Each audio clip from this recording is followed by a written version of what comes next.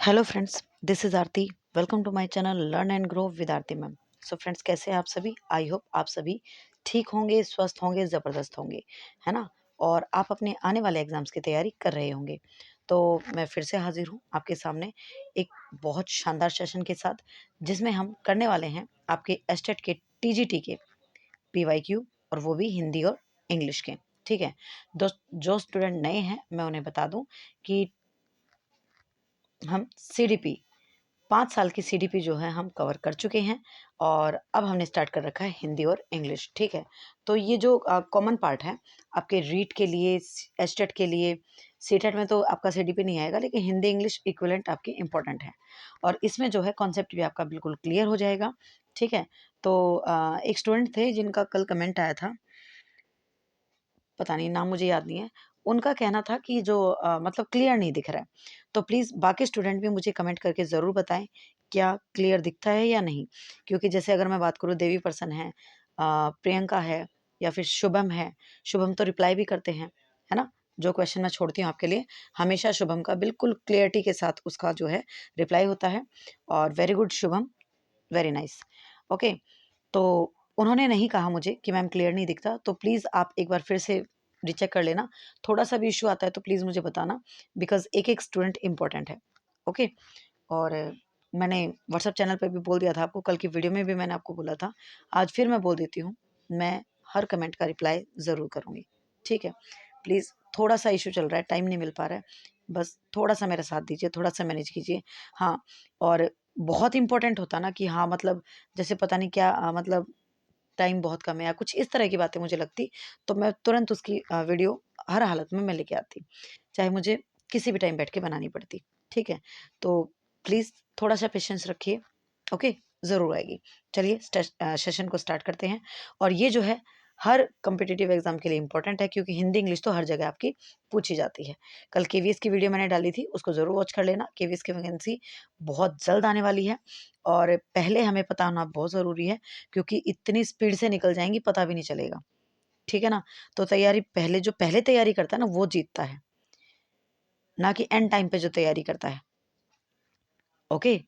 Smart work होना चाहिए, लेकिन अकेला स्मार्ट वर्क काम नहीं आता, उसमें एफर्ट डालने पड़ते हैं। स्मार्ट वर्क करने के लिए भी हार्ड वर्क करना पड़ता है। ठीक है ना? तो प्लीज़ अपनी तैयारी को बनाए रखिए, और मैं तो दिल से दुआ करती हूँ कि मुझसे जुड़ा हर स्टूडेंट जो है, जिस भी फ़ील्ड में जाना चाहता है, उसमें वो ज़रूर कामयाब हो। ठीक है? तो चलिए चलते हैं नेक्स्ट स्लाइड पर, और ये है आपकी फर्स्ट स्लाइड। देखिए, मेरे बिहाफ़ पे तो बिल्कुल क्लियर दिखता है, पता नहीं कोई इश्यू है या नहीं? तो प्लीज़ आप सभी कमेंट करके ज़रूर बताना कि क्लियर दिखता है या नहीं दिखता है। ठीक है? फर्स्ट क्वेश्चन है आपका, निम्न में किस विकल्प के सभी शब्द जो हैं विदेशज हैं?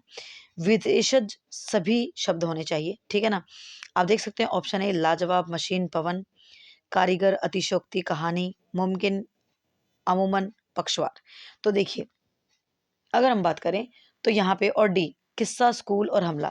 तो यहाँ पे आप, अगर आपने ये शब्द पढ़े हैं, ये अगेन प्रैक्टिस मांगते हैं, और इसकी जो पिक है मैं अगेन आपका जो है अपना व्हाट्सएप चैनल है, मैं वहाँ पे शेयर कर दूँगी।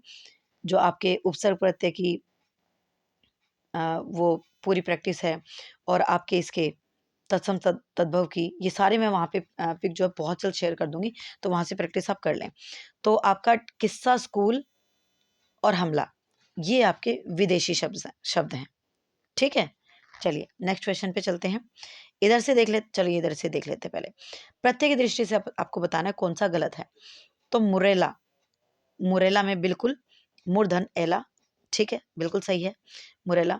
कंटीला, बेसिकली गलत आपका यही है, ये विशेषण से बना शब्द है, और इसमें जो है ला प्रत्यय होता है, ना कि ईला प्रत्यय होता है। बाकी विलीन में विल धन ईन बिल्कुल सही है, और ससुराल में ससुर धन आल बिल्कुल सही है। ठीक है? तो राइट आंसर इसमें क्या है? बी है, क्योंकि यही गलत है और गलत ही हमसे पूछा था। अब यहाँ पे देख लेते हैं, किस भाववाचक संज्ञा का निर्माण व्यक्तिवाचक संज्ञा से हुआ है? अब देखिए, ये भी भाववाचक है, ये सारे भाववाचक हैं। लेकिन इनमें व्यक्तिवाचक कौन-सा है? किससे निकला है? तो देखिए, आपको बिल्कुल क्लियर नज़र आ रहा होगा, ऐश्वर्य। ऐश्वर्य से बना है ऐश्वर्य। ओके? आगे चलते हैं।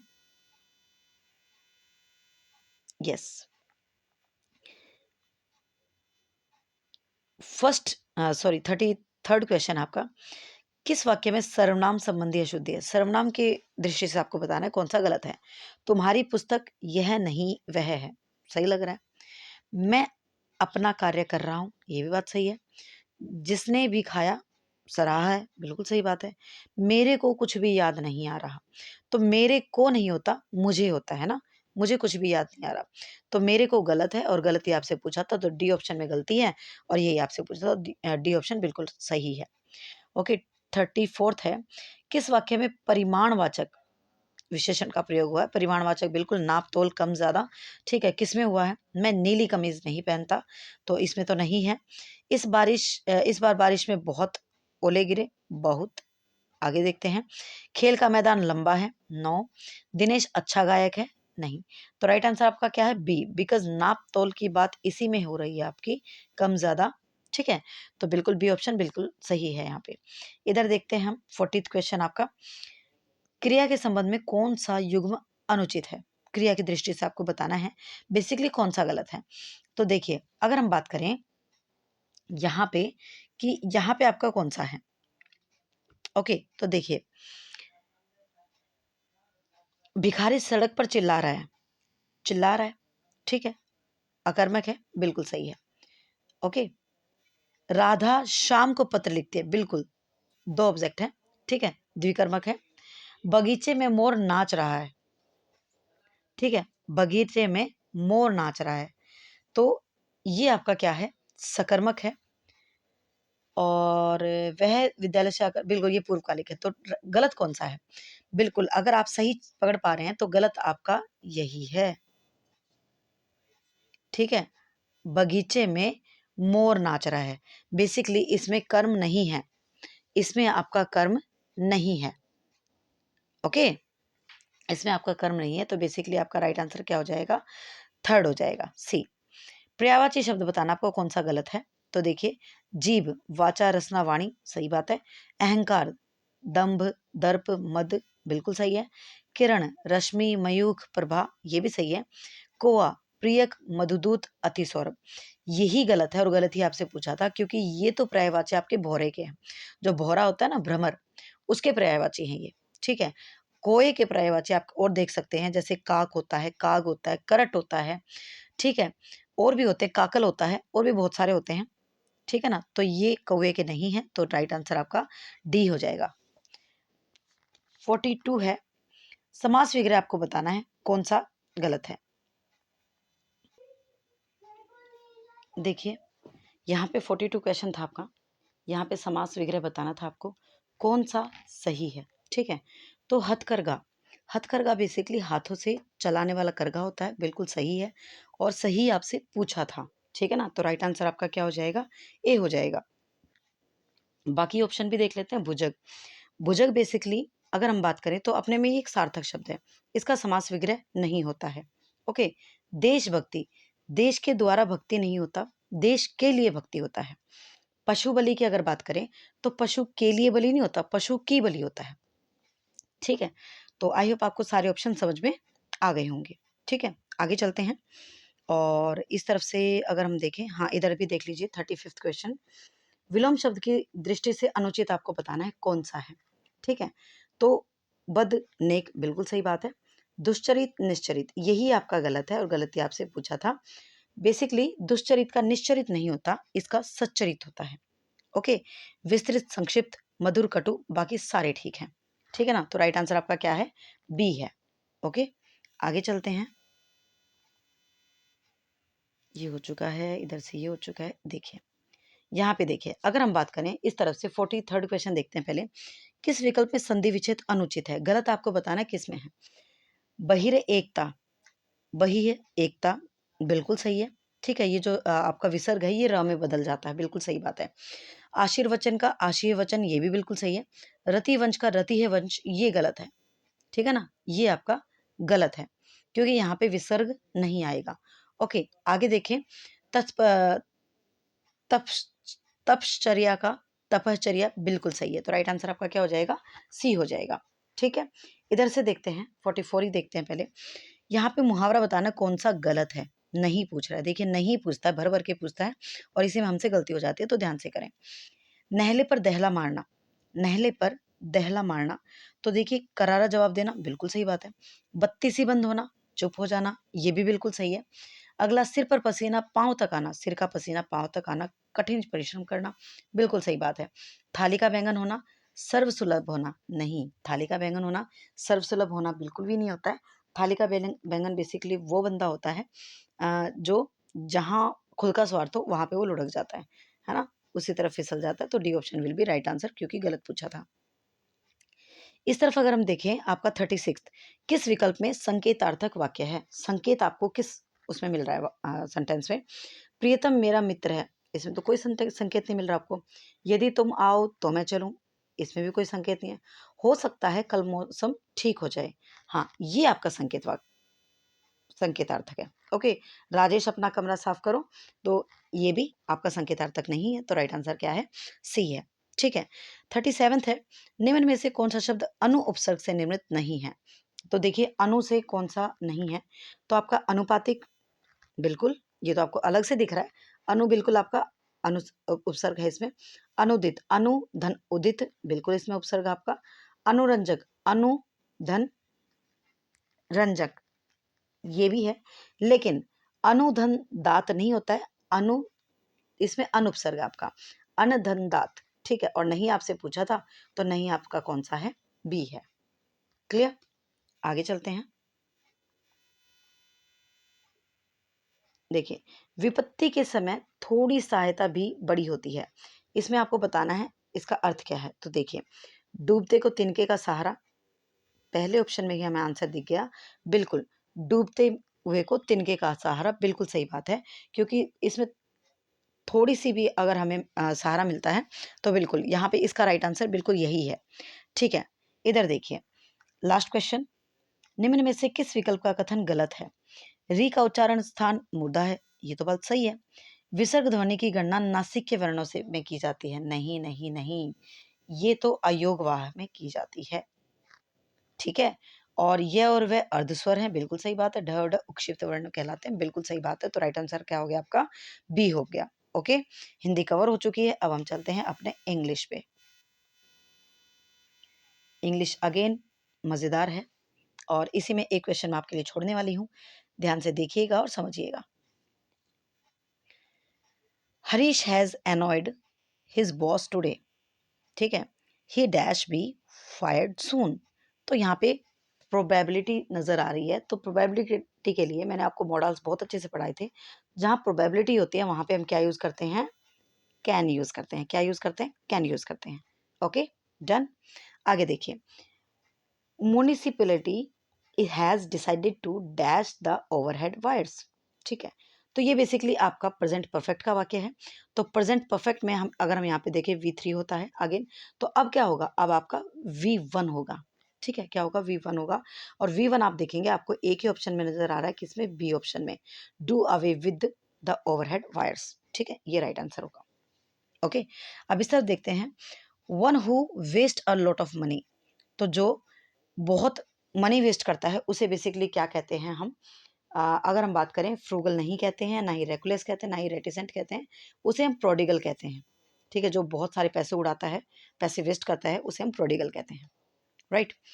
अब इसका आंसर आप देंगे, 54th क्वेश्चन का आंसर आप देंगे, आसान है इसीलिए पूछा है, और यहाँ पे लास्ट में एम ए है, ठीक है। ये भी मैं आपको बता देती हूँ, दिखाई नहीं दे रहा, एम दिख रहा है आपको ओनली, इसके साइड में ए है, ठीक है ना। तो इसका आंसर आप मुझे देंगे, the party president made Rakesh a MA candidate for the coming election, बिल्कुल easy peasy lemon squeezy question है, और इसका आंसर आप मुझे देंगे कमेंट बॉक्स में। ओके, यहाँ लास्ट में एमए है, और शुभम बेस्ट ऑफ लक। और बाकी स्टूडेंट ऐसा ना सोचे, शुभम हमेशा बहुत अच्छी तरह से रिप्लाई करता है, इसीलिए शुभम का नाम अच्छे से याद रहता है, ठीक है। कुछ स्टूडेंट बिल्कुल ऐसे हो गए हैं जैसे कि हाँ सच में मैं उन्हें बाय फेस जानती हूँ, और वो स्टूडेंट रेगुलर भी रहते हैं। Cholera has dash in this village, तो देखिए जब कोई भी चीज़ ऐसे फैल जाती है ना, अब ये बीमारी है कॉलरा, अब ये कॉलरा फैल रहा है, फैल रहा है तो उसके लिए हम क्या कहेंगे? उसके लिए हम क्या कहेंगे? ब्रोकन आउट कहेंगे। क्या कहेंगे? ब्रोकन आउट कहेंगे। ठीक है, क्या कहेंगे? ब्रोकन आउट कहेंगे। क्लियर? तो राइट आंसर क्या हो जाएगा आपका? ए option will be right answer. ठीक है, नेक्स्ट क्वेश्चन अगर हम देखें,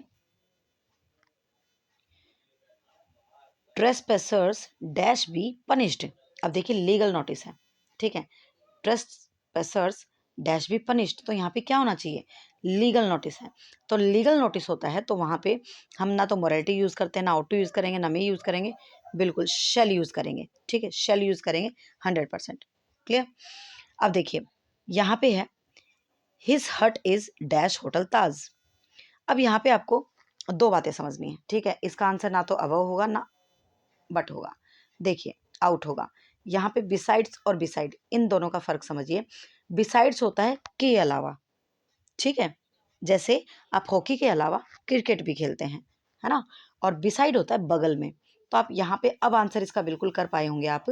हिज हट, उसकी झोपड़ी होटल के बगल में है। बगल में है तो क्या आंसर हो जाएगा हमारा? डी आंसर हो जाएगा बिल्कुल। ठीक है, आगे देखिए, यहाँ पे आपको करेक्ट वर्ड बताना है। किसके लिए?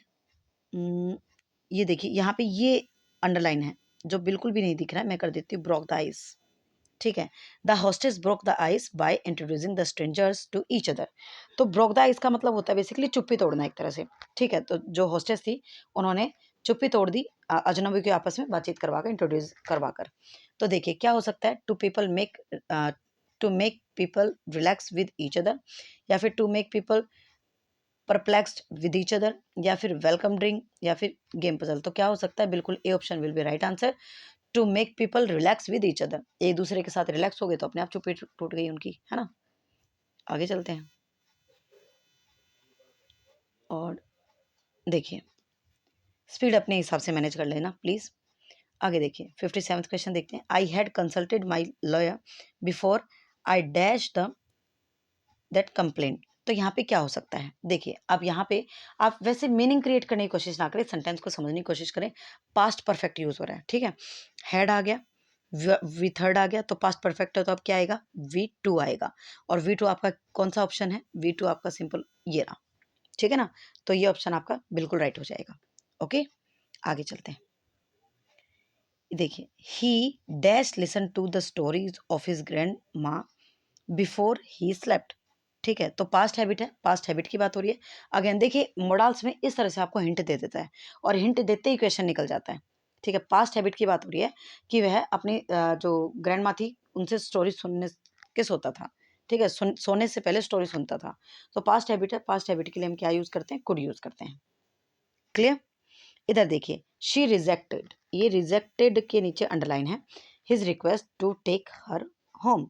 तो देखिए रिजेक्ट के लिए हम यूज करते हैं बेसिकली टर्न डाउन। ठीक है, तो राइट आंसर आपका क्या हो जाएगा? बी हो जाएगा। बाकी ऑप्शन भी हम देख लेते हैं। टर्न अप का मतलब होता है एक तरह से अराइव, इंक्रीज। ठीक है, टर्न आउट का मीनिंग होता है एक तरह से to decrease a result like of. ठीक है, और डी अगर हम बात करें टर्न ऑफ का मतलब होता है टू स्टॉप समथिंग। ओके, तो सारे ऑप्शन मैंने आपको बता दिए, राइट आंसर क्या है? बी है। इधर देखिए 59th क्वेश्चन देखते हैं। He did not keep his words to pick him up from WTP। अब देखिए कौन से पार्ट में एरर है? तो देखिए अगर हम यहाँ पे बात करें तो ये जो वर्ड्स है ना इसी पार्ट में एरर है, क्योंकि वर्ड्स यहाँ पे शब्द की बात नहीं हो रही, यहाँ पे वर्ड है एक तरह से प्रॉमिस की, वादा करने की बात हो रही है। ठीक है ना, तो यहाँ पे बी पार्ट में आपका एरर है और बी आपका कहाँ है? ऑप्शन ए में है। Clear? Last second last question हम देखेंगे, 52 देख लेते हैं पहले। This pen is both good dash cheap. तो गुड एंड चीप बिल्कुल क्लियरली हमें पकड़ में आ रहा है। और लास्ट क्वेश्चन देखेंगे, प्रपोजिशन बतानी है आपको। What is the time dash your watch. तो इसमें बहुत सारे स्टूडेंट इन कर देते हैं, इन नहीं होता है डियर स्टूडेंट, ना ऑन होता है। ठीक है, यहाँ पे हमेशा वॉच के साथ क्या लगाते हैं? बाय प्रपोजिशन लगाते हैं, बाय योर वॉच। ओके, तो कैसे लगे आज के क्वेश्चंस? वीडियो कैसी लगी कमेंट करके ज़रूर बताइएगा और चैनल पे बने रहें। मिलते हैं नेक्स्ट वीडियो में। Thank you very much.